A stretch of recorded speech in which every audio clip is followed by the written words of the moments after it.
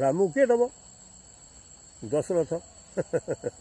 ତୁ କେଡ଼େ ଉଲୁଟେ ନାହିଁ, ତୁ କେଡ଼େ ଉଲୁଟେ। କ'ଣ ସିଏ ତ ଝାଡ଼ା ଆସିଛି କି ମହାପ୍ରଭୁଙ୍କୁ ମୁଣ୍ଡିଆ ମରିବାକୁ ଆସିଛି, ତାକୁ କହିବୁ 100 ଟଙ୍କା 200 ଟଙ୍କା ମୋତେ ଦିଅ, ତାର ଅଛି? ନାଇଁ, ଏଇଟା ତା ବାବାର ଫୋନ୍ଟା ହେଲେ ଦିଅ। ବାବାର ଫୋନ୍ଟା ସେ କେମିତି ନେବ? ଦଶରଥର ପୁଅ ନାହିଁ ରାମଚନ୍ଦ୍ର, ସେ କୌଶଲ୍ୟାଙ୍କର ପୁଅ। ଯଦି କୌଶଲ୍ୟା ତୋ ଆଗରେ ସତ୍ୟ କରିଥାନ୍ତେ, ତୁ ରାମକୁ ନିଅନ୍ତୁ। ସେ ବୋଲା ଆଚ୍ଛା, ଏଇଟା ମଧ୍ୟ ଠିକ୍ କଥା ହେଲା। ଶୁଣୁଛୁ ନା, ବାଜିଲେ ହବ ନା। ଖାଲି କ୍ଷୀରରେ ଘିଅ ଅଛି ବୋଲି କହିଲେ ହବ କି? ତାକୁ ଚୋଲା ପକେଇବ, ଦହି ହବ, ତାକୁ ମନ୍ଥନ କରିବ, ସରଳ ହୁଣି ବାହାରିବ, ତାକୁ ଏମିତି ହେଲେ ଘିଅ ବାହାରିବ ନା। ହଉ, ଆପଣ କୁଳଗୁରୁ ଧର୍ମକୁ ସାକ୍ଷୀ କରି ମୋ ଦଶରଥ କହିଥିଲେ, ଯଦି ଧର୍ମ ନିରାଟ ସତ୍ୟ, ତାହେଲେ ରାମଚନ୍ଦ୍ର ହିଁ ମୋ ପୁଅ। ଦଶରଥର କ୍ରିୟାଦିକ୍ରିୟା କ୍ରିୟା କିଛି କରିନାହାନ୍ତି। ଦେବ ଦ୍ୱିଜ ପ୍ରସାଦେନ ଜିହାମେଗ୍ରେ ସରସ୍ୱତୀ ତେନ ମପି ଜାନାମି ଭାନୁମତିନ୍ ତିଳଯଥା। ମୁଁ ଯେଉଁ ଜିନିଷ ଖାଉଛି ଦିଓଳି, ତୁ ହଉଛୁ ବଟୁ, ତୁ ସଂସାର କରିନୁ, ତୁ ହଉଛୁ ସ୍ୱୟଂ ଭଗବାନ ସ୍ୱରୂପୀ। ଆମ ଡିଏଫୁ ମଧ୍ୟ ସେତିକି ଖାଉନଥିବ। 4 ପ୍ରକାର ନହେଲେ ମୁଁ ଖାଇବିନି। ଗୁଆ ଘିଅ ନ ପଡ଼ିଲେ ଖାଇବିନି, ଗୁଡ଼ ନ ପକେଇଲେ ପୂଜା କରିବିନି। କାହିଁ ଡାକିଲୁ ଗାଁରେ କିଏ ଅଛି ଦେଖିବା, କିଏ କରୁଛି ଏମିତି? ବୁଝିଲୁ ନା? ତେଣୁ ରାମ ହେଉଛନ୍ତି ମର୍ଯ୍ୟାଦାବନ୍ତ ପୁରୁଷ। ସେ ବୋଇଲେ ବାପା ଧର୍ମକୁ ସାକ୍ଷୀ କରି ମୋତେ ଦେଇଦେଲେ, ଏବେ ଲୋଭାସ୍କତ ହେଇ ମନା କରୁଛନ୍ତି। ବାତ ଦଚ୍ଛ ପ୍ରତିଜ୍ଞାତ କର୍ମଣା ନବପାଦିତମ ତତ୍ପାଦିତଂ ମଗ୍ନାସ୍ମି ତ୍ରାହିମାଂ ମଧୁସୂଦନ। ଏଇଟା କିଏ ଲେଖିଛନ୍ତି? ଦେବରାଜ ତ୍ରିପାଠୀ ଗୋଟେ ଯାଜ୍ଞ କଳ୍ପଦ୍ରୁମ ଲେଖିଛନ୍ତି। ସେ ଭିତରେ ଏ ଜିନିଷଟା ଅଛି। ନାଁ ହେଉଛି ମଧୁସୂଦନ ସ୍ତୋତ୍ର। ଯେତେବେଳେ ଶୁକଦେବ ମାତୃଗର୍ଭରେ ଥିଲେ, ଗର୍ଭଟା କେତିକି, ଜୀବ କେମିତି ରହୁଛି ତାଙ୍କେ ଜାଣିଥିଲେ। ତେଣୁ ଜନ୍ମ ହେଲା ପରେ ତାଙ୍କର ସେ ଜ୍ଞାନ ଥିଲା। ଲେଖିଛନ୍ତି ବାତ ଦଚ୍ଛ ପ୍ରତିଜ୍ଞାତ କର୍ମଣା ନବପାଦିତ ତତ୍ପାଦିତ ମଗ୍ନସ୍ମି ତ୍ରାହିମାଂ ମଧୁସୂଦନ। ହେ ମଧୁସୂଦନ କୃଷ୍ଣ, ତତେ ଜଣେ ଗୋଟେ ଜିନିଷ ମାଗିଦେଲା, ତୁ ଦେବା ପୂର୍ବରୁ ବିଚାର କରିବୁ ଯେଟା ଦେଇ ହବ କି ନ ହବ। ଯଦି ତୁ ହଁ କରୁଛୁ, ତୋ ମୁଣ୍ଡଟା ପଡ଼ିଲେ ମଧ୍ୟ ତାକୁ କେବେ ମନା। ଏମିତି ହେଲେ ତୁ ପାପରେ ବୁଡ଼ିଗଲୁ। ଏମିତି ଅଛି ନା। ଆର ପ୍ରଭାବ ଅହରହ ପାଣ୍ଡବମାନଙ୍କୁ କୃଷ୍ଣ ରକ୍ଷା କରୁଥିଲେ। ଏଇଟା ମିଛ କି? ବନବାସଠୁ ଆରମ୍ଭ କରିଦେଇଛି ନାଇଁ କି? ଦଣ୍ଡି ରାଜା ବୋଲି ଜଣେ ପଳେଇ ଆସିଲେ, ହାବୁଡ଼ି ଗଲେ କାହାକୁ ନା ଭୀମକୁ। ଭୀମ ହେଉଛି ବଳବାନ, ଗଦା ଧରିଆ ଲୋକ। ଭୀମ ମୂର୍ଖ। ତାର ଗୋଟରେ ପଡ଼ିଲେ ମୋତେ ରକ୍ଷା କର, ଜୀବନ ତ୍ରାହି ତ୍ରାହି ବୋଲି କହିଲେ। କ'ଣ ମୋତେ ଶରଣ ରଖ। ରଖିଲି କହ,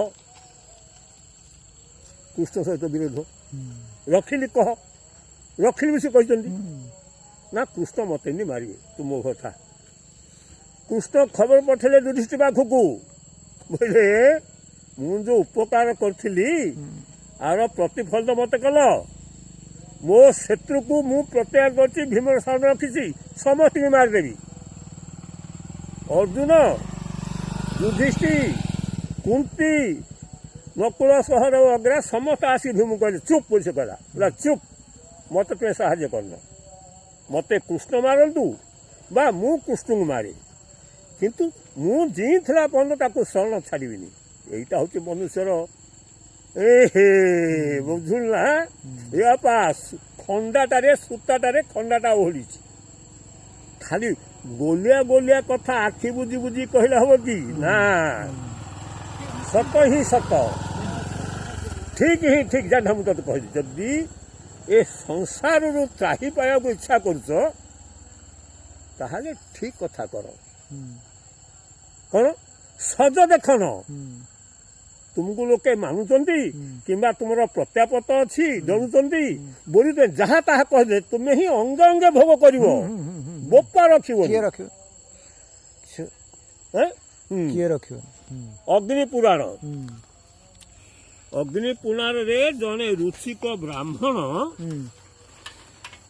ଦାଢ଼ି ଥୋଡ଼ି ରଖିଛନ୍ତି, ଅସ୍ଥିବିହୀନ ଶରୀର, ଚମ ଲୁଲୁଲୁ ହେଉଛି, ଯାଉଛନ୍ତି ରାସ୍ତାରେ, ଯାଉ ବାଟରେ ବଣୁଟେ ପଡ଼ିଲା। ଅଗ୍ନି ପୁରାଣ ସେ ବଣ ଅଧା ହେଇଛନ୍ତି, ଲଣ୍ଡା ମୁଣ୍ଡିଆ ଗୁଡ଼ାକ 60 ହବ ତାଙ୍କ ଆଗରେ ଠିଆ ହେଇ ପଡ଼ିଲେ। ଠିଆ ହେଲେ, କିଏ ତୁ? ନା ମୁଁ ରୁଚିକର। କୁଆଡ଼େ ଯାଉଛୁ? ନା ମୋର ତ ସଂସାରରେ କିଏ ନାହିଁ, ହରେ କୃଷ୍ଣ ହରେ ରାମ କରିକି ମୁଁ ଯାଉଛି ତ୍ରାହି ପାଇବା ପାଇଁ। ତାଙ୍କେ ହସିଦେଲେ, କହିଲେ ବୁଝିଲୁ ଆମେ ତୋର ପିତୃପୁରୁଷ ପୂର୍ବପୁରୁଷ, ବର୍ତ୍ତମାନ ଆମେ ନରକକୁ ଯାଉଛୁ, ତୁ ଚଞ୍ଚଳ ଦାରା ପରିଗ୍ରହ କରେ। ଯଦି ଦାରା ପରିଗ୍ରହ ନ କରିବୁ ଆମ ଭଳିଆ ତୁ ମଧ୍ୟ ନରକକୁ ଆସିବୁ ବୋଲେ ତାଙ୍କର ଜିଜ୍ଞାସା ହେଲା। ରୁଚିକର ଆଉ ସେମାନଙ୍କର ସହିତ ଜିଜ୍ଞାସା ହେଲା। ଜିଜ୍ଞାସା ହେଲେ ତାଙ୍କେ ବୁଝେଇ ସବୁ ବିରତ ହେଇକି ଅନ୍ତର୍ଧ୍ୟାନ ହେଇଗଲେ। ବିରତ ହେଇକିରି ତତେ ଗୋଟେ ଜିନିଷ ମୁଁ ବୁଝେଇଲି, ତୁ ଇଆଡ଼ୁ ସିଆଡ଼ୁ କହିଲେ ବିରତ ଲାଗିବ ନା। ଅନ୍ତର୍ଧ୍ୟାନ ଯେତେବେଳେ ହେଇଗଲେ ପିଲାମାନେ ସିଂଘାଣି ଏମିତି ପୋଛିଲା ଭଳିଆ ରୁଚିକର କଲାନି। ବୋଇଲା ମୁଁ ଯାଉଥିଲି, ଏମାନେ ମୋତେ ହାବୁଡ଼ିଲେ, ଆଉ କହିଲେ ଯେ ଦାରା ପରିଗ୍ରହଣ କର, ମୋର ଘର ନାହିଁ ଦୁଆର ନାହିଁ, ମୋ ରୂପରେଖ ଏମିତି, ମୋତେ ମାଇଗ୍ରେନ୍ ଟିକେଇ ଦେବ। ବୁଲିଲି, ଚାରିଆଡ଼େ ବୁଲିଲେ, କହିଲେ ମୁଁ ରୁଚିକର ବ୍ରାହ୍ମଣ, ଦେଖ ମୋ ରୂପକାନ୍ତି, ମୋର କିଛି ନାହିଁ, ମୋତେ ମାଇଗ୍ରେନ୍ ଟିକେଇ ଦିଅ। କିଏ ଦେବ? ବରଷ ହେଇଗଲା, ପୃଥିବୀ ସରିଗଲା। ସିଏ ମନେ ମନେ ଭାବିଲେ ବର୍ଷ ହେଇଗଲା, ପୃଥିବୀ ସରିଗଲା, କାହିଁ କେହି ତ ଦେଲେନି, କେମିତି କରିବି?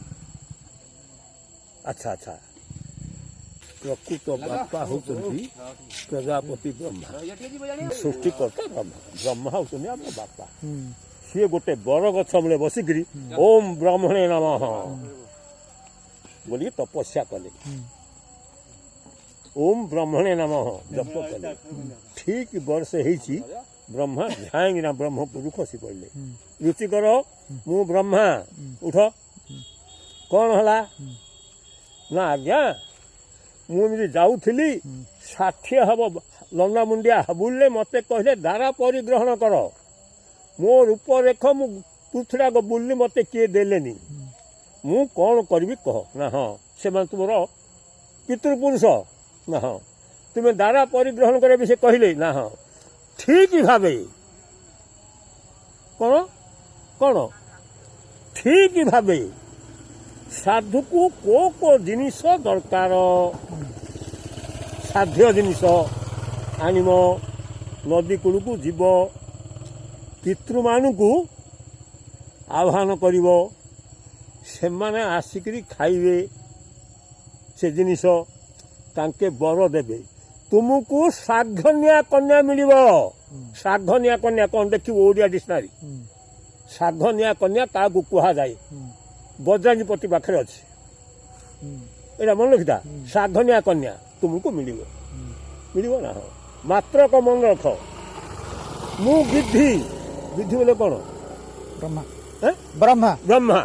ମୁଁ ବିଧି ତତେ କହୁଛି, ବିଧି ଅନୁସାରେ ଗାନ୍ଧର ମତରେ ବାହା ହବ। ୟାର ସିଆଡ଼େ ଠେସେଇକି ପୁଅ ଝିଅ ହେଇଗଲା ହବନି। ମୁଁ ବିଧି ଅନୁସାରେ ଗାନ୍ଧର ମତରେ ବାହା ହବୁ, ଶାଘନ୍ୟା କନ୍ୟା ତତେ ମିଳିବ। ଠିକ ଅଛି। ବ୍ରହ୍ମା ଗଲେ ହେରି, ଇଏ ବଜାରକୁ ଯାଇକିରି ସାଧ୍ୟ ଜିନିଷ, ଗାଁରେ ସମସ୍ତେ କହୁଛନ୍ତି ନା ଦୀପନ ସାଧ, କେବଳ ମୁଁ ହରିହର ପ୍ରଫୁଲ୍ଲାସ ବ୍ୟତୀତ ସାଧ୍ୟ ଜିନିଷ କିଏ ଆଣୁନାହାନ୍ତି। କ'ଣ? ଭୂଇଁ କଖାରୁ, ଶତାବରୀ, ଶୁଣ୍ଠି, ଅଦା, ଏଗୁଡ଼ାକ ସେ ଶ୍ରାଦ୍ଧରେ ପୂଜା ହେବ କି ଆଣୁଛନ୍ତି ହଁ ହେଲା କ'ଣ କରୁଛନ୍ତି ବୁଝିଲୁ କି ହଁ ଇଏ କି ଶ୍ରାଦ୍ଧ ଜିନିଷ ଆଣିଲେ ଶ୍ରାଦ୍ଧ ଜିନିଷ ଆସିକିରି ନଦୀରେ ମଣ୍ଡଳ କାଟିକିରି ପିଢ଼ା ପକେଇକିରି କହିଲେ ଆଗଚ୍ଛନ୍ତୁ ମହାଭାଗା ବିଶ୍ୱେ ଦେବା ବର ପ୍ରଦାହ ଯେ ଚାତ୍ର ବିହିତା ଶ୍ରାଦ୍ଧେ ସାବଧାନ ଭବନ୍ତୁ ତେ ବୋଇଲେ ଅଧା ସ୍ୱର୍ଗରେ ଚନ୍ଦ୍ରମଣ୍ଡଳ ଭଳିଆ ଗୋଟେ ମଣ୍ଡଳ ଲାଗି ଠାଇରା ଫାଟିଗଲା ସେଇଠୁ କ୍ଷବିତ ହେଲେ ଲଣ୍ଡା ମୁଣ୍ଡିଆ ଗୁଡ଼ାକ ସେଇଠୁ ଲଣ୍ଡା ମୁଣ୍ଡିଆ ଗୁଡ଼ାକ କ୍ଷବିତ ହେଲେ ତାଙ୍କୁ ଆସନ ପାଦାସନ ଅର୍ଘ୍ୟ ପାଦା ଧୂପ ଦୀପ ଦେଇକରି ପୂଜା କଲା ଯେମିତି ରୁଚିକର ପୂଜା କଲା ତାଙ୍କ ବୋଲେ ରୁଚିକର ନା କ'ଣ ଆମେ ଭାରି ସନ୍ତୁଷ୍ଟ ହେଲୁ ତୁମକୁ ଆମେ ବର ଦେଲୁ ଏ ଯେଉଁ ତୁମର ଆମର ଏ ସମ୍ବାଦଟା ଶ୍ରାଦ୍ଧ ସମୟରେ ବ୍ରାହ୍ମଣମାନେ ବସିଥିବେ ଯିଏ ଅଧ୍ୟୟନ କରିବ 12 ବର୍ଷ ପର୍ଯ୍ୟନ୍ତ ଶ୍ରାଦ୍ଧ ନ କଲେ ମଧ୍ୟ ତା ଫଳ ପାଇବ ହେଲା ଗୟାରେ ଲକ୍ଷେ ଶ୍ରାଦ୍ଧ କରିବାର ଫଳ ପାଇବ ଆମେ ତୁମକୁ ଏ ବର ଦେଲୁ ଆଉ ଏଇଟା ଯିଏ କରିବ ସେ ମଲା ପର୍ଯ୍ୟନ୍ତ ହାରଣ କଷ୍ଟ କେବେ ହେବନି କହିଲେ କହିଲେ ଆଉ ତୁମେ ଏଇଠି ତୁମକୁ ଶ୍ରାଦ୍ଧନିଆ କନ୍ୟା ମିଳିବ ତାଙ୍କେ ରହିଲେ ବ୍ରହ୍ମା ଚାଲିଲେ ଇଏ ସବୁ ଶ୍ରାଦ୍ଧ ଜିନିଷ ଗୋଟା ଗୋଟି କରି ନେଇକି ନଦୀଟା ତ ପାଣିରେ ପକେଇଲେ ପାଣିରେ ପକେଇ ବସିଛନ୍ତି ଗୋଟେ ଗନ୍ଧର୍ବ କନ୍ୟା ଅନିନ୍ଦ୍ୟ ସୁନ୍ଦରୀ ସେ ପାଣି ଭିତରୁ ବାହାରିଲା ବୋଇଲା ତୁମେ କିଏ ସେ ନା ମୁଁ ରୁଚିକର ତୁମେ ରୁଚିକର ନା ହଁ ହଉ ତେବେ ବସିଥ ଶ୍ରାଦ୍ଧନିଆ କନ୍ୟା ମୋର ଗୋଟେ ଝିଅ ଅଛି ମୁଁ ଆଣିକିରି ତୁମ ହାତରେ ପ୍ରଦାନ କରିବି ସେ ଗାନ୍ଧର୍ବ କନ୍ୟା ଗଲା ତା ଝିଅକୁ ଆଣିକିରି ଆଙ୍କୁ ବାହା କଲା ଆଙ୍କର ଗୋଟେ ପୁଅ ହେଲା ସେ ପୁଅର 100 ପୁଅ ହେଲା ସମସ୍ତେ ହିଁ ପ୍ରଜାପତି ହେଲେ ଏମିତି ପାଠ ଅଛି ନା ରାମ ନାମ ଖଣ୍ଡ କ୍ଷୀରି କୃଷ୍ଣ ନାମ ଘି ହରି ନାମ ସବୁଠୁ ମିଠା ଘୋରି ଘୋରି ପି ଠିକ ନା ଭର୍ତ୍ତି କଲେ ନାନାଦି ପ୍ରକାର ବହି ପଢ଼ିଥିବ ବୈଷାଧିକ ଲୋକ ସହିତ ଶୁଣୁ 76 ସାଲରେ ମୁଁ ତଷ୍ଟି ଅଛି ଯଜ୍ଞ କଲି ଶିକ୍ଷା କଥା ମୁଁ ଯଜ୍ଞ କଲି ଯଜ୍ଞ କଲେ ବ୍ରହ୍ମଚାରୀ ବ୍ରହ୍ମାନନ୍ଦ ଆସିଥିଲେ ବ୍ରହ୍ମଚାରୀ ଦଣ୍ଡୀ ସନ୍ନ୍ୟାସୀ ବ୍ରହ୍ମାନନ୍ଦ ଆସିଥିଲେ ଆଉ ତାଙ୍କ ସହିତ ଶରଣକୁଳୁ ସାବିଦେଇପୁର ଶ୍ୟାସନର ଭିକାରୀ ମିଶ୍ର ବୋଲି ଜଣେ ଆସିଥିଲେ ତାଙ୍କେ ପଣ୍ଡିତ ଆଉ ତାଙ୍କୁ ଯିଏ ଦେଖିଦେବ ବଶିଷ୍ଠ ଋଷି ବୋଲି କିଏ ହେଲେ କହିବ ଆଙ୍କୁ ଯିଏ ଦେଖିଦେବ ହନୁମାନ ଅବତାର ବୋଲି ହେଲେ କହିବ ବ୍ରହ୍ମାନନ୍ଦକୁ ହେଲେ ତାଙ୍କେ ଚନ୍ଦନରେ ଶିବଙ୍କର ଚନ୍ଦନୀ ପାଖରେ ଉତ୍ତର କାନି ମଣ୍ଡଳ କାଟିକିରି ବସୁଦେବ କଲେ 88, 58, 68 38 ବର୍ଷ ମୋ ସେତେବେଳେ ମୋତେ ସେତେବେଳେ 38 ବର୍ଷ ମୁଁ ତଷ୍ଟି ତାଙ୍କେ କଲେ ଆମେ ବସୁଦେବ କଲେ 7ଟା ପତ୍ର ସମସ୍ତେ କରୁଛନ୍ତି ତାଙ୍କେ 8ଟା ପତ୍ର କଲେ ମୁଁ ତାଙ୍କୁ ପଚାରିଲି ଆଜ୍ଞା ବସୁଦେବ ନା ହଁ 7ଟା ପତ୍ର ତ ଆମେ କରୁଛୁ ଆଜ୍ଞା 8ଟା ପତ୍ର କାହିଁକି ନା କାହିଁକି ବୋଇଲେ ଆମର ତର୍ପଣରେ ଅଛି ଯେ ବାନ୍ଧବା ଅବାନ୍ଧବା ଅନ୍ମ ଜନ୍ମ ନିବାନ୍ଧବା ତ୍ରେତୁତି ମିଖିଳା ଯାଆନ୍ତୁ ଯେତ୍ରା ଶୁଣ ତୋକା କ୍ଷୀଣା ପୂର୍ବରୁ ମୁଁ ହାରି ହେଇଥିବି କି କୁକୁର ହେଇଥିବି ନାଇଁ କି କୁକୁର ହେଇଥିବି କି ଘୋଡ଼ା ହେଇଥିବି ଆତ୍ମା ଆମର ବୋଲି ତୁ କହିଛୁ ସେମାନଙ୍କର ଆତ୍ମା ମଧ୍ୟ ଘୁରି ବୁଲୁଛି ଯେଉଁମାନଙ୍କର ଇଚ୍ଛା ଆମଠୁ ପାଣି ପାଇବା ପାଇଁ ତାଙ୍କ ଉଦ୍ଦେଶ୍ୟରେ ପାଣି ଦିଆହେଉଛି ତେଣୁ 8ଟା ପତ୍ର କରିଥିଲେ ଆମ କୂଳରେ କି ଘରେ କି ବଂଶରେ ଅପୁତ୍ରିକ ହେଇକି ମରିଥିବ ଦୌଡ଼ିକି ମରିଥିବ ବିଷ ଖାଇକି ମରିଥିବ ସେମାନେ ଯେଉଁ ଡାହା ହେଇକି ବୁଲୁଥିବେ ଏ ପତ୍ରଟା ଦେଲେ ସେମାନେ ପାଇବେ ମୁଁ ତାକୁ ସେ ପତ୍ର ଦେଉଛି ଏବେ 8ଟା ପତ୍ର ମୁଁ କହୁଛି ଶୁଣ ପିତୃ ଅଛନ୍ତି ପିତୃ ଅଛନ୍ତି କେମିତି ଜ୍ୟେଷ୍ଠ ମାସ ଯେଉଁ ମହାପ୍ରଭୁ ବାହା ହେଉନାହାନ୍ତି ନିମନ୍ତ୍ରଣ ଗଲା ଦିନ ବୋଉ ମରିଗଲା। ମୋର ସିଏ ଖୁଡ଼ି କନିଷ୍ଠ ମାତା, ମୁଁ ତାର ପୁତୁରା। କୋଉଦିନ 2 ପଇସା ମୋତେ ଦେଇନି, ବାପ ନିଅ ଖର୍ଚ୍ଚ କର ବୋଲିକିରି। ଅତଏବ ଲୋକଙ୍କୁ କହିବ ଯେ ମୋ ବଡ଼ ପୁଅ ହଉଛନ୍ତି ରାମକୃଷ୍ଣ। ରାମକୃଷ୍ଣ ତାର ହୃଦୟ ଥାଏ ସେଇଟା। ଆଷାଢ଼ ମାସ ବଡ଼ ଏକାଦଶୀ ଦିନ ମୁଁ ଶ୍ରାଦ୍ଧରେ ତର୍ପଣ କଲି। କନିଷ୍ଠ ମାତା ବୋଲି ତାକୁ ଦେବା କଥା। ଆଉ ତାର ତ ପୁଅ ଜୋଇଁ ଘଇତା ସମସ୍ତେ ଅଛନ୍ତି, ମୋତେ କ'ଣ ଆବଶ୍ୟକ, ମୁଁ ଦେଲିନି।